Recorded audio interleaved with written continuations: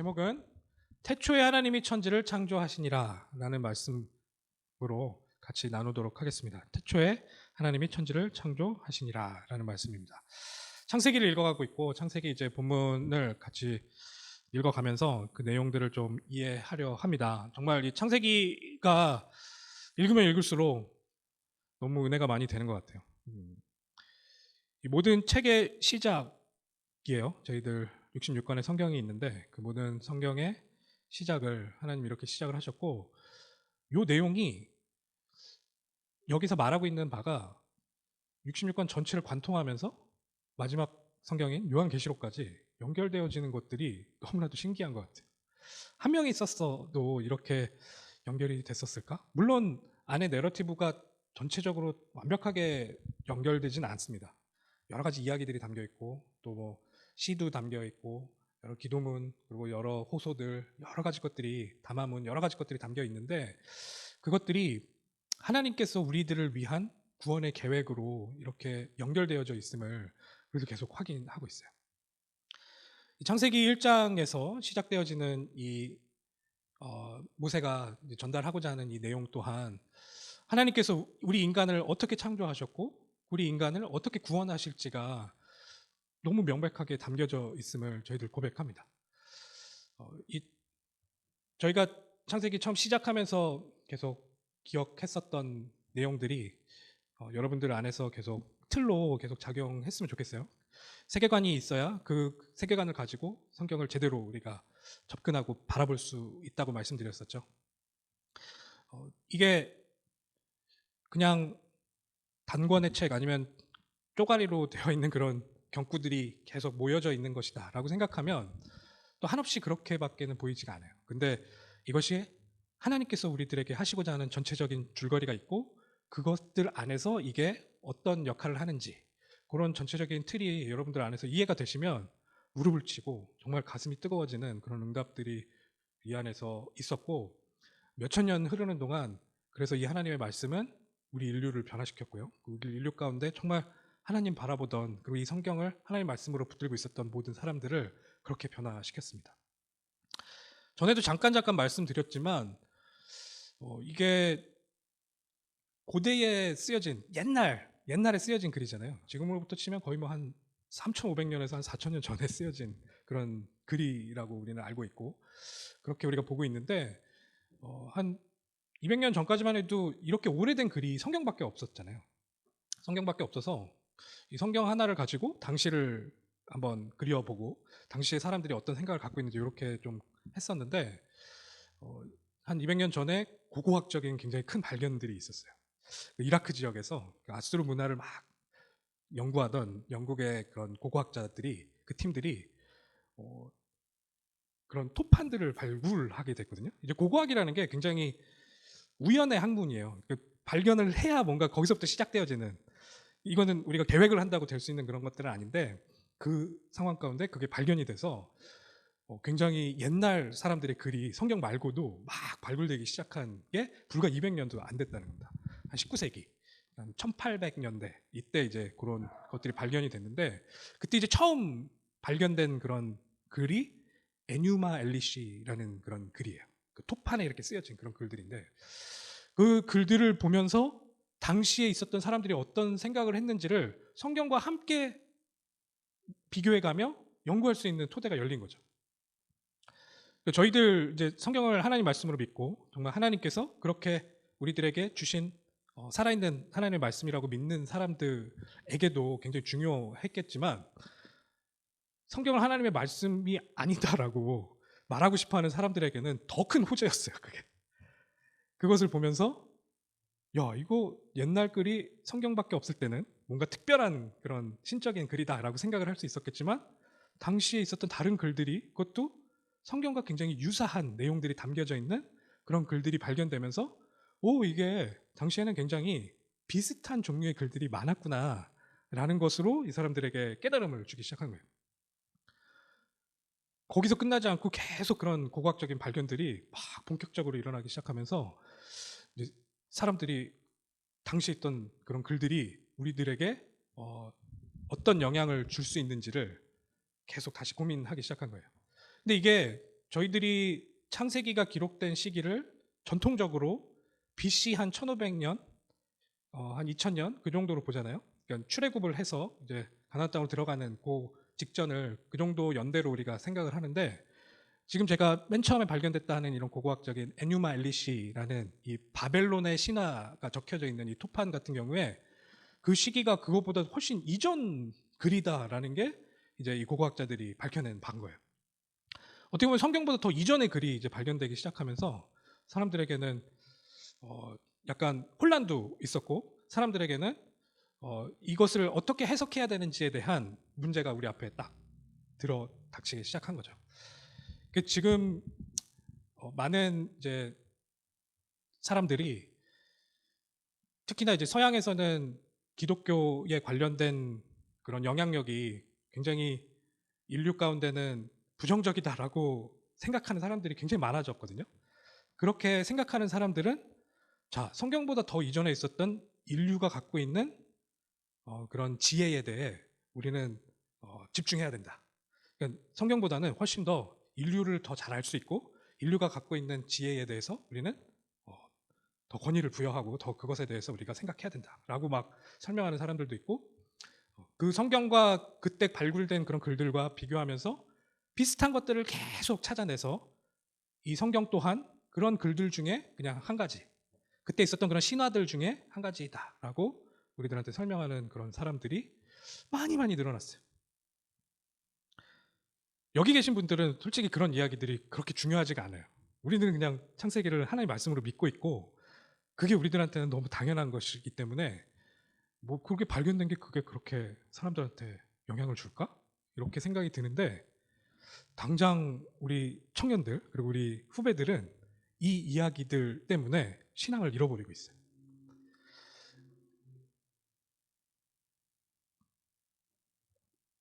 우리가 마주해야 되고 우리가 복음을 설명해야 될 대상들은 지금 이런 널리지들 때문에, 이런 지식 때문에 하나님의 말씀에 가까이 가지 못하고 있는 상황인 것을 우리는 눈을 감을 수가 없어요. 그것에 대해서 우리는 좀 생각을 해야 되고, 당장에 저희 자녀들에게도 그런 영향력이 굉장히 심각하게 그리고 강력하게 미치고 있기 때문에 우리들은 이것을 어떻게 받아들이고 어떻게 생각해야 될지에 대해서 좀 고민할 필요가 첫 번째로는 있습니다. 그리고 두 번째로는 저는 하나님께서 우리 성경을 더 이해를 할 수 있도록 그런 발견들을 허락하지 않으셨나 할 정도로 당시에 있었던 그런 문서들과 우리 성경을 비교하면서 하나님을 더 입체적으로 알아갈 수 있도록 우리들 인도하셨구나라고 고백할 수 있게 됐어요. 저는 그런 간증을 여러분들과 좀 나눌 그런 사명이 있고, 거기에 대해서 책임감이 있다라고 생각이 들어서 좀 여러분들에게는 좀 생소하고, 여러분들은 그렇게 뭐 내 신앙에 그렇게 큰 도움이 될 것 같지 않은 그런 주제이기도 하지만, 큰 그림 안에서 이것들을 여러분들이 드러나 보시면, 그것에 대해서 여러분들이 한번 접해 보시면, 아, 이게 내가 알고 있는 하나님을 훨씬 더 자세하고 선명하게 알 수 있는 그런 방법이 되는구나 라고 여러분들 고백하시게 될 거라고 믿습니다. 이제 저희들이 성경을 지금 읽어가고 있는데, 이제 본문을 보면서 조금 더 자세하게 좀 비교하고 여러분들한테 설명을 드려보도록 할게요. 제목을 태초에 하나님이 천지를 창조하시니라 라고 정했습니다. 이건 이제 성경의 맨 첫 나와 있는 문장이고, 제가 요거는 이제 원문으로도 저희가 같이 읽었었죠. 오늘 제가 좀 설명드릴 전체적인 그런 구조에 대해서 말씀드리면, 첫 번째로는 여기에서 말하고 있는 태초에, 영어로는 in the beginning, 이것을 어떻게 해석하는지에 대한 소개들을 여러분들한테 처음 섹션에서는 전달할 거예요. 그리고 그거에 의해서 창세기 1장 1절과 2절이 어떤 관계가 형성되는지, 어떻게 해석하는지에 따라서 그 관계가 형성이 되는데, 그 부분에 대해서 두 번째 섹션으로 설명을 드릴 거예요. 그렇게 해서 전체적으로 1장 1절부터 3절까지 우리가 어떻게 이 당시의 사람들이 이해한 대로 우리도 이해할 수 있는지, 그거를 결론 지으면서 오늘 이야기를 마무리할 건데, 첫 번째로 태초에라는 말이 우리는 너무 당연하게 맨 처음에, 그러니까 아무것도 없는 그 시기에 하나님이 천지를 창조하셨다라고 받아들이고 있어요. 그게 가장 전통적이고 우리가 여태까지 이것을 이해하는 방법이었어요. 그 방법은 그냥 지금 우리만 이해하고 있던 게 아니고 굉장히 오래전부터 유대인들부터 시작해서 우리 몇천 년의 역사 가운데서 이것을 그냥 태초에라고 이해하는 것이 보편적이에요. 여기에 대해서 다르게 그렇게 해석하는 것들이 많지가 않았어요. 근데 제가 의미심장하게 서론에 계속 말씀드렸던 그 고고학적 발견, 에누마 엘리시, 그 바벨론의 신화가 발견됐다고 했잖아요. 그게 발견된 이후에 다른 해석법에 대해서 사람들이 제시하기 시작해요. 이 태초에를 완전히 뭔가 시작되어지는 그 태초라고 설명하는 것이 아니고, 그 태초를 뭔가 이 동사를, 그러니까 어떤 일을 하고 있는 때에, 그럴 시기에라고 해석하는 해석법을 제시하기 시작해요. 이게 무슨 말이냐면 하나님이 천지를 창조하실 때에라고 해석하는 방법이 대두되기 시작한 거예요. 언제 이후에? 에누마 엘리시 이후에. 그게 왜? 갑자기 그때부터 왜 그런 이야기를 하냐? 에누마 엘리시가 맨 처음 시작이 그것과 비슷하거든요. 에누마 엘리시에서 처음에 시작이 어떻게 시작하냐면 일행 이행에 위, 주 하늘을 즉 하늘을 이름짓지 않았던 때, 그리고 아래, 즉 땅의 이름이 불리지 않았던 때라고 에누마 엘리시가 시작을 해요. 그렇게 시작하는 모습을 보고선 야, 그러면 우리가 여태까지 해석해왔던 게 틀렸다. 이 성경도 태초에라고 설명하면 안 되고 하나님이 천지를 창조하실 때에라고 해석해야 된다라고 학자들이 이야기하기 시작한 거예요. 이게 왜 중요하냐면 우리가 태초에 하나님이 천지를 창조하시니라 라고 이해를 하면 하나님이 모든 것을 아무것도 없는 상태에서 무에서 유를 창조하시는 그런 하나님으로 이해할 수가 있어요. 그런데 하나님이 천지를 창조하시는 때에 라고 해석을 하면 2절과 연관이 돼서 2절에 나와지는 그 상황이 하나님이 창조를 하시기 이전에 뭔가 있었던 일로서 그걸 이해해야 되는 거예요. 이게 무슨 말이냐면 2절 여러분들 한번 보시면 다음 슬라이드 넘겨주시겠어요? 땅이 혼돈하고 공허하며 흑암이 깊음 위에 있고 하나님의 영은 수면 위에 운행하시니라. 만약에 태초에 하나님이 천지를 창조하신다라고 하지 않고 하나님이 천지를 창조하시는 때에라고 하면 그때에 있었던 설명들이 하나님이 천지를 창조하시기 이전에 뭔가 있었던 상태로서 우리는 이해를 할 수밖에 없어요. 2절 자체가 혼돈하고 공허하고 흑암이 깊음 위에 있는 그 상태가 하나님과 같이 존재했었다라고 이해할 수밖에 없는 거예요. 이해가 되세요? 만약에 이것을 그냥 태초에 맨 처음에 하나님께서 천지를 창조하셨다라고 이해를 하면 그 모든 것들이 하나님이 창조하셨고 하나님이 허락하신 상황 가운데 하나님이 이것들을 질서정연하게 그 뒤에 나와지는 그런 창조에 의해서 하나하나 만들어 가시는 것이 되는데, 에뉴마 엘리시에서 해석하는 것처럼 하나님이 천지를 창조하시는 때에라고 해석을 하면 이미 혼돈하고 공허하고 있었던 공허라는 것들이 하나님과 함께 선재했었다라고 이해를 할 수밖에 없는 거라고요. 그래서 이 부분을 가지고 굉장히 큰 논쟁이 있는 겁니다. 이거는 그냥 빠르게 저희가 기존에 알고 있었던 내용과 이걸 해석하는 방법, 그걸 정리하면서 그냥 넘어갈 수 있도록 제가 설명을 해볼게요. 태초에 하나님이 천지를 창조하시니라. 땅이 혼돈하고 공허하며 흑암이 깊음 위에 있고 하나님의 영은 수면 위에 운행하시니라. 이 태초에를 하나님이 천지를 창조하시니라 라고 하는 것이 우리 보수적으로 우리가 원래 그렇게 보고 있었던 내용인데, 에누마 엘리시 이후에 이게 시기라고 말씀을 드렸잖아요. 그렇게 해석을 하는 것이 에누마 엘리시와 성경을 비슷하게 해석하기 위한 방법이었어요. 근데 이거는 문법적으로는 가능하긴 해요. 히브리어 원어적으로 문법으로 우리가 다가갔을 때는 가능한 이야기이긴 하지만 창세기 1장에서 태초에라고 설명하는 그 내용을 태초에로 이해하는 것이 다른 성경에 있는 구절들과 비교했을 때는 훨씬 더 make sense하고, 다른 구절에서는 이것을 태초에로 번역하고 그것을 그렇게 사용하고 있는 것들을 우리는 확인할 수 있기 때문에 굳이 이것을 에뉴마 엘리시와 비슷하게 만들려고 하나님이 천지를 창조하실 때에, 그 시작 때에 라고 이야기하는 것은 어색하게 되는 것이다 라고 우리가 설명할 수 있어요. 첫 번째 이유는, 지금 우리가 태초에라고 태초에라고 해석하는 것이 정당하다라는 것을 한 세 가지 이유를 설명할 건데, 첫 번째는 그거예요. 다른 곳에서 그렇게 해석을 하고 있기 때문에. 다른 곳은 이사야서 46장 10절에 보면 하나님께서 처음에 천지를, 하늘과 땅을 창조하고 있다라고 설명하는 내용이 나와지는데, 거기에서 형태가 똑같이 그렇게 이야기를 하고 있어요. 그렇기 때문에 이것은 태초에라고 이해하는 것이 다른 구절들, 병행 구절들과 비교했을 때 훨씬 더 합당하다. 가장 비슷한 컨텍스트 안에 있는 그런 내용이 그렇게 문법적으로 사용되어졌기 때문에 이것 또한 그렇게 이해해야 한다. 이게 뭐 독립절이다, 뭐다, 뭐 이렇게 막 문법적인 것들을 깊이 들어가면 여러분들이 더 헷갈리실 수 있기 때문에 그냥 컨셉적인 것만 이렇게 간단하게 설명을 드리는 거예요. 그리고 두 번째로는 이게 왜 하나님이 천지를 창조하실 때에라고 이야기해야 되냐라는 그 사람들의 근거 중에 또 성경 안에 다른 부분이 이렇게 쓰여지고 있기 때문에 그렇다라고 이야기하는 구절이 있어요. 그게 창세기 2장 4절인데요. 2장 4절에서는 한번 찾아보죠. 창세기 2장 4절.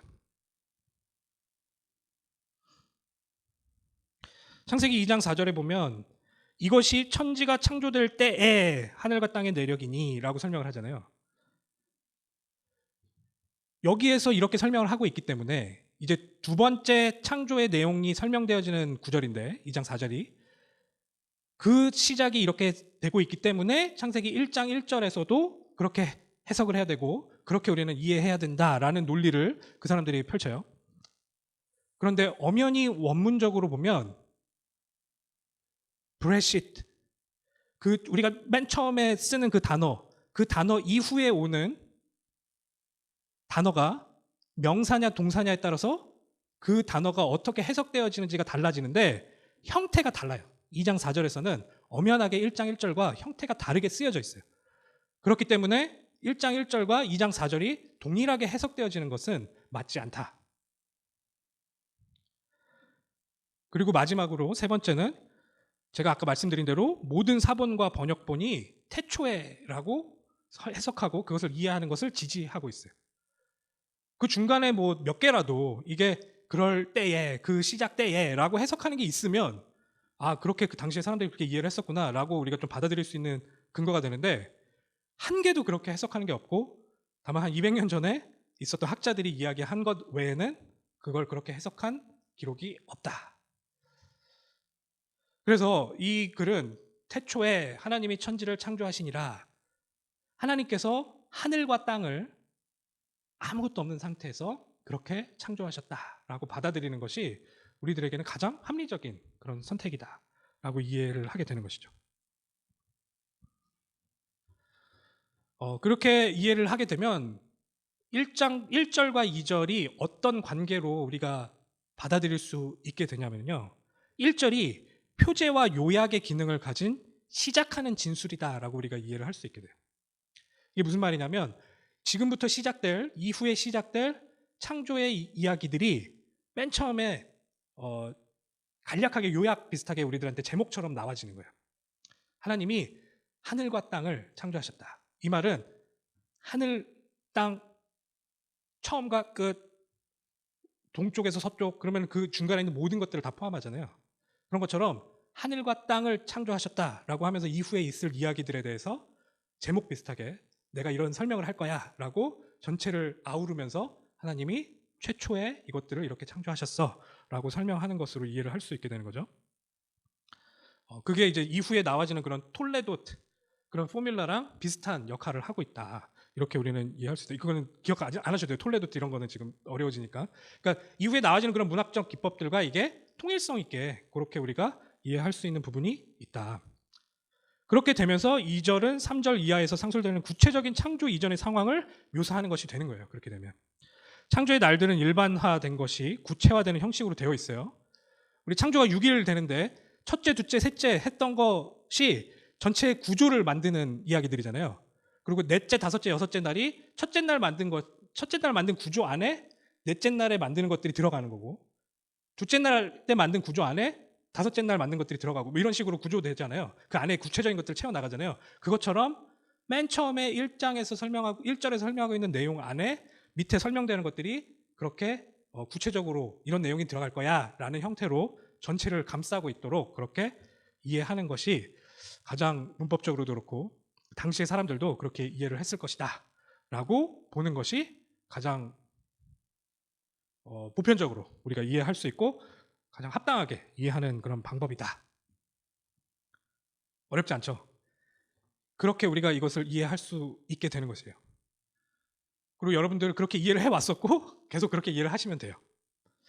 근데 여기에서 제가 존 콜린스라는 사람의 이것을 조금 더 구체적으로 조금 더 우리들의 이해를 돕는 형태로 해석한 것을 제가 수업 시간 때 들은 게 있는데 그 내용으로 해석을 하면 훨씬 더 이 상황을 풍성하게 이해하는 데 도움이 되더라고요. 그래서 여러분들한테 그것만 소개를 해드릴게요. 이 사람은 어디에 집중을 하냐면 3절부터 이제 첫째 날 무엇을 만드는지가 시작되잖아요. 1절, 2절 같은 경우에는 아직 구체적인 내용이 시작된 게 아니고 3절부터 구체적인 내용이 시작돼요. 근데 우리 지금 한글로 보면 잘 눈에 보이지 않지만 원문으로 보면 첫째 날 시작되어질 때 그리고 둘째 날 시작돼 셋째 날 시작되어질 때 똑같은 형태로 그 문장이 시작돼요. 똑같은 형태로 바이오메르라고 하고선 쭉 내용을 기록하거든요. 이게 바이익톨 구문이라고 뭔가 시간이 연차적으로 그 뒤에 이런 이야기들이 나올 거야. 이게 시작되어지는 그런 사인 같은 그런 용법이에요. 바이오메르 하고선 첫째 날 쫙 시작하고 바이오메르 하고선 둘째 날 쫙 시작하고 바이오메르 하고 셋째 날 쫙 시작 이런 식으로 원문으로 보면 그게 딱 구조적으로 보이게 되어 있어요. 근데 1절, 2절에는 그 내용이 없단 말이에요. 바이오메르라고 시작하지 않고 브레시트 이렇게 시작하잖아요. 그러면 이거는 1절, 2절은 좀 다른 형태인가? 그래서 다른 곳에서 바이오메르 이전에 과거 형태로 뭔가를 설명하는 구문은 어떻게 이해됐는지를 다른 것에서 보니까 바이오메르 이전에 과거 형태로 하셨다라고 과거 형태로 쓰여진 그 내용이 있으면 바이오메르로 시작되어지는 그 구문 이전에 뭔가를 행했을 때 그것을 설명하는 구문으로 그렇게 용법을 사용한다는 거예요. 자, 그러면 창세기 1장 3절에서 이제 하나님이 빛이 있으라라고 바이오메르라고 하면서 이제 빛을 창조하는 그런 상황 이전의 사건이 1절, 2절로 이해할 수 있다. 이게 문법적으로 맞다라는 거예요. 조금 더 자세하게 태초에 하나님이 천지를 창조하시니라 라고 했는데 여기에서 천지라는 것이 우리는 한 단어처럼 이렇게 나와 있지만 단어가 하나하나 쓰여져 있어요. Heaven and Earth. 영어로 보면 그게 보이는데 Heaven and Earth 이렇게 천지를 창조하시는 게 정확하게 구분돼서 이야기하고 있어요. 근데 아까 말씀드렸는데 천지 그러면서 이거를 전체를 다 아우르기 위해서 그냥 제일 높은 것과 제일 밑에 것을 얘기하면서 전체를 얘기한다. 우리는 이렇게 이해하면 된다. 이게 가장 보편적이다라고 설명을 드렸는데 근데 이 콜린스라는 사람이 좀 지적을 했던 것 중에 굉장히 합당한 지적이 뭐였냐면 그렇게 되려면 하늘, 땅 그 앞에 그것을 목적어로 이야기해주는 마커가 하나만 딱 붙어 있어야 돼요. 전치사 같은 것이 하나만 딱 붙어서 하늘, 땅 이렇게 이야기를 해줘야 전체를 이야기하는 것으로 이해를 할 수 있는데 그 목적어로 나타내는 at라는 그 전치사 같은 것이 하늘 앞에도 붙어 있고 땅 앞에도 붙어 있다는 거예요. 이 말은 뭐냐면 하나님께서 하늘을 만드셨고 땅을 만드셨다라고 이해를 해야 된다라는 거예요. 원어적으로. 하나님께서 하늘을 만드셨고 땅을 만드셨다. 그러니까 1장 1절이 처음 상태에서 하나님께서 하늘과 땅을 만들었었다. 지금 이 뒤에 나오는 것이 구체적인 내용이 아니고 실제로 하늘과 땅을 그때 만들었고 거기에 있는 땅의 모습은 이렇다라고 설명하는 게 2절이다라는 거예요. 그렇게 이해가 되면 하나님께서 하늘을 만들고 땅을 만들고 근데 그 땅은 이런 모습이었었어. 그런데 그 땅에 있는 이런 혼돈된 모습을 셋째 날부터 빛을 만드시고 그리고 이제 궁창을 가르시고 뭐 하는 그런 모든 구조를 짜는 그런 과정을 통해서 이것을 어떻게 변형시키면서 창조해 나가시는지 설명해 나간다는 거예요. 이렇게 이해를 하면 그때 만든 하늘, heaven, 샤마임, 그것이 뒤에 또 만들어지는 것으로 나온단 말이에요. 그것이 연결이 되지 않아서 이것을 그렇게 받아들이지 않는 사람들이 있을 수 있는데, 근데 그것도 당시의 사람들이 우리가 되어서 이제 당시 이제 고대의 사람이 돼서 이거를 읽을 때 그 당시의 사람들이 갖고 있는 우주관으로 그것을 바라보면 충분히 이해될 수 있는 내용이에요. 그게 무슨 말이냐면 당시의 사람들은 하늘이 우리 지금 눈에 보이는 하늘이랑 하나님이 계시는 그 하늘이 따로 있다라고 생각을 했거든요. 바울이 3층 천 가는 얘기 하잖아요. 그게 당시의 사람들이 갖고 있었던 그런 우주관이에요. 저 위에 하나님의 보좌가 있다, 하늘 보좌가 있다라고 생각을 했었어요. 그래서 그러면 이 당시의 사람들은 태초에 하나님이 하늘과 땅을 만드셨는데 땅은 이렇다라고 이야기를 했을 때, 그러면은 1장 1절에서 말하는 그 하늘은 저 하나님이 계신 하늘을 만들었고 지금 우리가 보고 있는 하늘을 둘째 날 그렇게 만드신 건가? 이렇게 이해를 할 수 있다라는 것이죠. 그게 또 문법적으로는 아무 문제가 없게 되는 거예요. 근데 이렇게 해석해서 이걸 전체적인 내용으로 이해하는 게 왜 더 좋냐면, 아까 말한 에뉴마 엘리시 때문에 이것이 태초가 아니다라고 말하는 그 사람들에게 더 정확하게 이 내용이 당시 고대 사람들은 그 사람들이 갖고 있는 그런 세계관 안에서 이 하나님이 이 세계를 창조하시는 것이 더 합리적으로 들려지도록 이렇게 설명을 하셨다라고 설명할 수 있다는 거예요. 이게 왜 중요하냐면 에누마 엘리시를 통해서 지금 바벨론에 있었던 신화가 창세기를 기록하는 그 사람에게 엄청난 영향력을 줬다. 이 사람들은 창세기가 기록된 것이 BC 1500년이라고 이야기하지도 않아요. 이 사람들은 이스라엘 민족이 바벨론의 포로가 됐을 때 그때 바벨론에 있었던 이런 창조 설화들의 영향을 받아서, 그런 신화들의 영향을 받아서 이런 창세기 같은 글을 썼다라는 가설을 이 사람들은 갖고 있어요. 그 가설을 계속해서 설명하기 위해서 지금 창세기에서 말하고 있는 이 내용이 에누마 엘리시와 상당히 비슷하다라고 계속 동일화시키는 작업을 하는 거예요. 그 중에 아까 첫 번째가 태초에를 어떻게 해석하는지가 그런 내용 중에 하나라고 그랬잖아요. 두 번째는 에누마 엘리시에서는 아까 말했듯이 창조를 시작할 때 이미 혼돈이 존재했었어요. 혼돈이 어떻게 생겼는지를 설명하지 않아요. 그렇기 때문에 지금 창세기에서도 혼돈과 공허와 흑암이 어떻게 생겼는지에 대해서 설명하고 있지 않다라고 해석을 하는 쪽으로 계속 이것들을 만들어 간단 말이죠.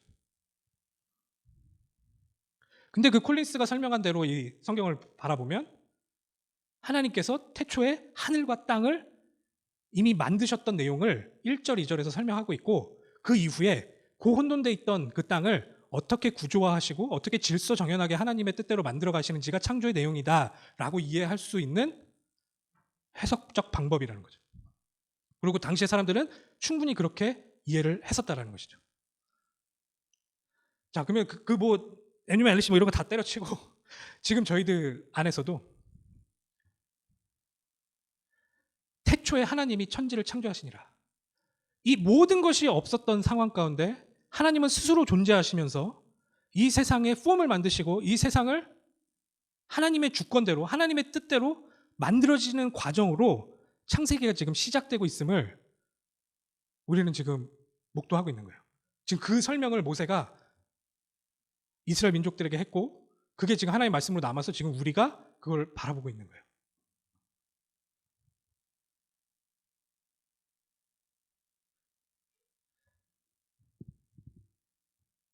이해가 되시죠?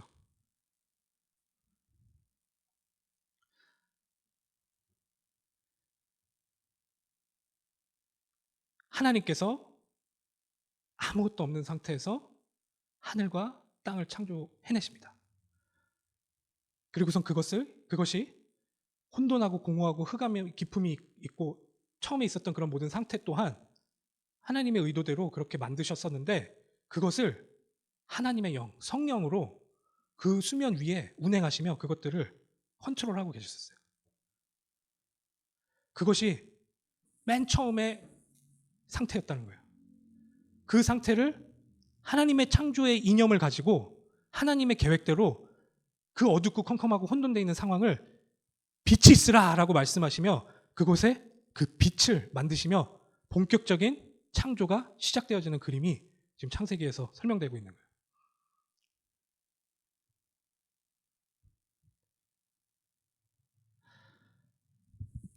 약간 결론을 이제 말씀을 드릴 건데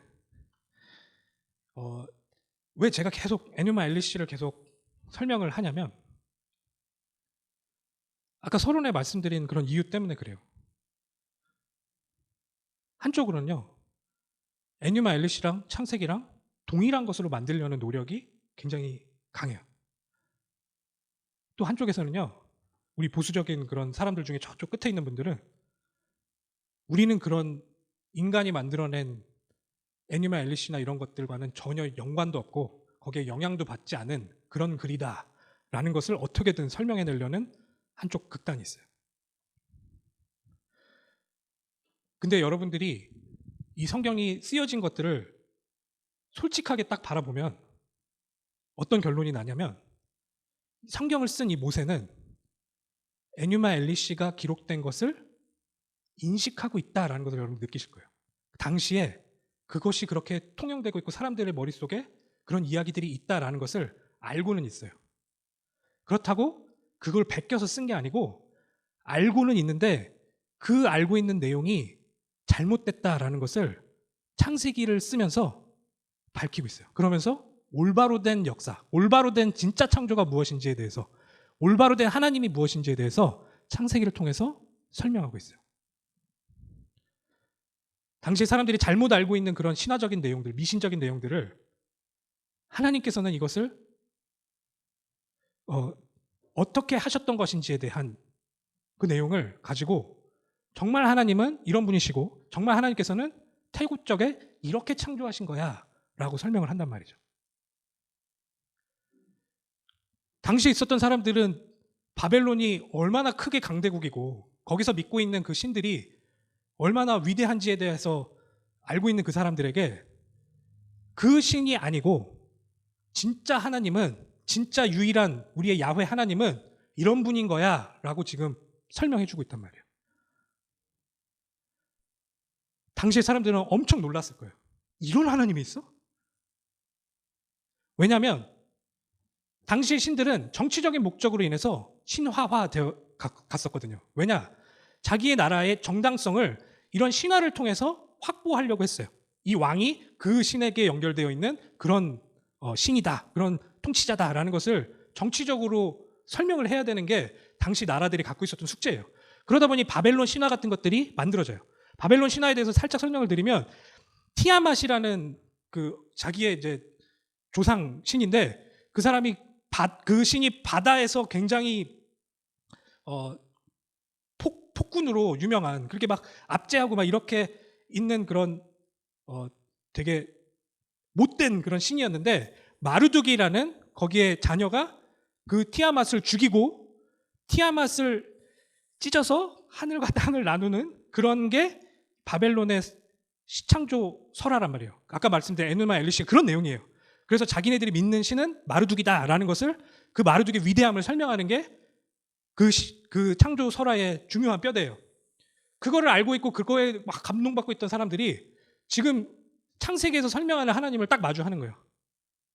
걔네들은 분쟁이 있고 분투가 있어서 이걸 어떻게 해서든 올바르게 하기 위해서 노력하는 그런 신들인데 창세기에서 말하는 하나님은 말씀으로 이 모든 것들을 제압해 하시는 거예요. 그 신들은 처음에 흑암이 있고 그 공허가 있는 그런 상태를 설명하지 못해요. 그게 원래 있었어요. 하지만 창세기에서 말하는 하나님은 그것 또한 하나님의 계획 안에서 창조하셨고 그것을 하나님의 영으로 다스리고 있던 분으로 이해될 수 있도록 이렇게 설명하는 거예요. 하나만 더 얘기하자면 이게 굉장히 유사성이 있거든요. 깊음이라는 게 deep, 우리로 치면 심해, 깊은 물, 지금 이게 전체가 다 싸고 있는 그런 형태를 설명하고 있는데 학자들은 그 말이 아까 바다의 그런 아주 못된 신이라고 했었던 티아맛이라는 신이 그 기쁨이라는 그 단어의 원형으로 생각을 해요. 트홈이라는 히브리어인데 이 트홈이라는 기쁨이라는 이 단어가 티아맛에서부터 왔다. 그러니까 이 당시의 사람은 그 티아맛조차도 말씀 하나로 그리고 그 하나님의 영이 다스리고 있는 그런 형국으로 이 세상이 창조되어지는 모습을 보면서 이 여호와 하나님이 얼마나 위대하시고 완벽하시고 스스로 존재하는 그런 유일신인지를 설명으로 이해하기 시작하는 거라는 거죠. 그 하나님이 말씀 하나로 세상을 창조해 나가시기 시작하는 게 창세기의 시작이라는 거예요.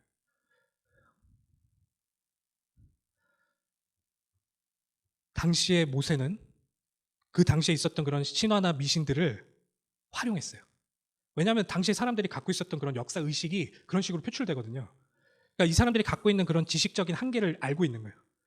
알고 있지만 그걸 통해서 그 사람들이 쓰는 그런 언어들을 통해서 완벽하신 하나님을 설명해내는데 성공한 거예요.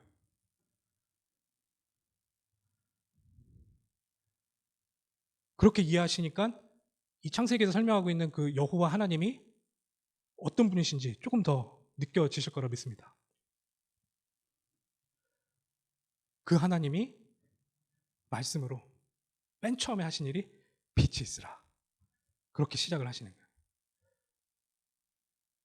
다음에 이 빛이 무엇인지 설명을 좀 더 하겠습니다. 왜냐면 이게 태양이라고 얘기하는 사람도 있고 이게 그 빛 자체라고 얘기하는 사람도 있고 왜냐면 넷째 날에 발광체들이 만들어지잖아요. 그러면 여기서 말하는 빛은 무엇일까? 그 안에 그리스도와 그 모든 구원의 역사들이 또 담겨져 있는 거죠. 자, 오늘 굉장히 중요한 내용들이 여러분들에게 이해됐을 거예요. 이 창세기가 고대 사람들이 그들이 갖고 있었던 언어적인 테두리 안에서 기록된 글이었구나. 그럼에도 불구하고 지금 우리 현대인들에게도 그 하나님을 설명하는데 부족함이 없구나.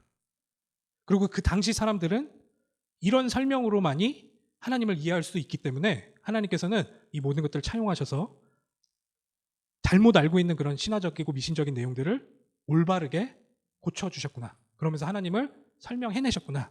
라는 것들을 여러분들이 좀 보셨을 것이라 믿습니다. 좀 더 계속 자세하게 하나하나 이제 이야기해 나갈 건데요. 이번 주 수요일에는 그래서 그러면 창세기가 신화란 소리야? 아니면 역사적 사실을 기록한 것이야? 좀 약간 그런 내용들을 같이 좀 이야기해 보면 좋을 것 같아요. 창세기 1장 1절에서 3절까지 여러분들 한번 묵상해 보시고 제가 이제 창세기에 대해서 설명드리는 거는 막 외우셔야 되고 막 이렇게 꼭 하나하나 다 100% 완벽하게 이해를 하셔야 되고 이런 내용은 아니에요.